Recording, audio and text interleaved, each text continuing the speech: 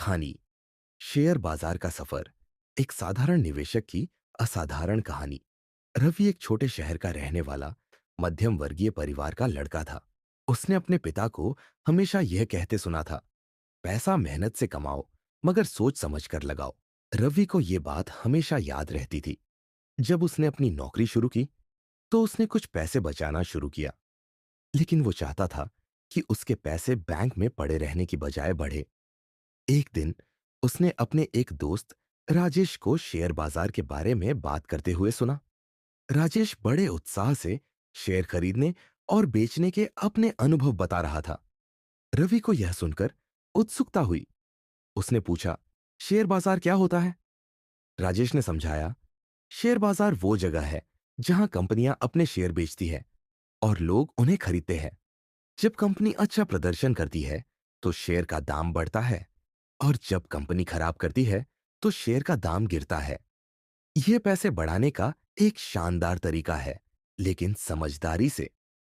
रवि ने सोचा, अगर लोग पैसे बढ़ा सकते हैं तो मैं क्यों नहीं? उसने तुरंत अपने लैपटॉप पर शेयर बाजार के बारे में पढ़ना शुरू किया। उसे दो प्रमुख भारतीय स्टॉक एक्सचेंजों के बारे में पता चला, बॉम्बे स्टॉक एक्सचेंज बीएसई और सर्क नेशनल स्टॉक एक्सचेंज एनएसई। पहला निवेश। रवि ने कुछ महीनों तक शेयर बाजार की बारीकियों को समझा। उसने सीखा कि शेयर खरीदने से पहले कंपनी के प्रदर्शन, उसके प्रोडक्ट्स और बाजार में उसकी स्थिति को देखना चाहिए।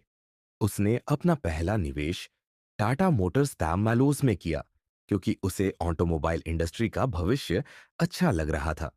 शुरुआत में उसका शेयर थोड़ा गिरा और वह घबरा गया। उसने राजेश को फोन किया और पूछा, मुझे नुकसान हो रहा है, क्या मुझे शेयर बेच देना चाहिए? राजेश ने मुस्कुराकर कहा, रवि, ये शेयर बाजार है। यहां धैर्य ही सफलता की कुंजी है। अगर कंपनी अच्छी है तो शेयर वापस बढ़ेगा। रवि ने राजेश की बात मानी और अपने शेयर को होल्ड किया। 6 महीने बाद टाटा मोटर्स का शेयर बढ़ गया और उसे 20% का फायदा हुआ। यह रवि के लिए एक बड़ा आत्मविश्वास बढ़ाने वाला पल था। और गलतियां, जैसे जैसे समय बीता, रवि ने और भी कंपनियों में निवेश करना शुरू किया। उसने सीखा कि हमेशा डाइवर्सिफिकेशन, यानी अपने पैसे को अलग अलग कंपनियों और इंडस्ट्रीज में लगाना चाहिए। लेकिन एक बार उसने जल्दबाजी में, बिना रिसर्च किए, एक छोटे कंपनी के शेयर खरीद लिए। कंपनी घाटे में गई और रवि को नुकसान हुआ। उसने महसूस किया कि शेयर बाजार में भावनाओं पर काबू पाना सबसे जरूरी है। उसने अपने अनुभव से यह सीखा, एक, हमेशा लंबी अवधि की सोचें। दो, अच्छी कंपनियों में निवेश करें। तीन, बिना रिसर्च के निवेश न करें।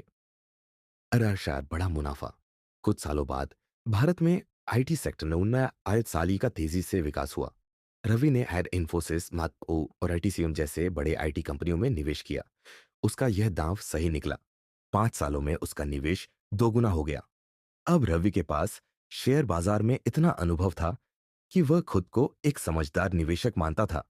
उसने म्यूचुअल फंड्स और एसआईपी, सिस्टमैटिक इन्वेस्टमेंट प्लान, में भी निवेश करना शुरू कर दिया। यह यात्रा केवल पैसों तक सीमित नहीं थी। उसने शेयर बाजार से धैर्य, अनुशासन और समझदारी सीखी। उसने अपने छोटे भाई को भी यह सिखाया कि कैसे निवेश करना चाहिए। यादो कहानी का सार। आज रवि का पोर्टफोलियो लाखों का हो चुका था। उसने शेयर बाजार से सीखा कि सही जानकारी और धैर्य के साथ कोई भी साधारण व्यक्ति असाधारण सफलता पा सकता है। शेयर बाजार एक समुद्र की तरह है। जो इसे समझता है वही इसके मोती पा सकता है, लेकिन बिना ज्ञान के यह जोखिम से भरा भी हो सकता है। रवि की कहानी हमें यह सिखाती है कि सही समय, सही ज्ञान और धैर्य के साथ कोई भी इस दुनिया में सफल हो सकता है।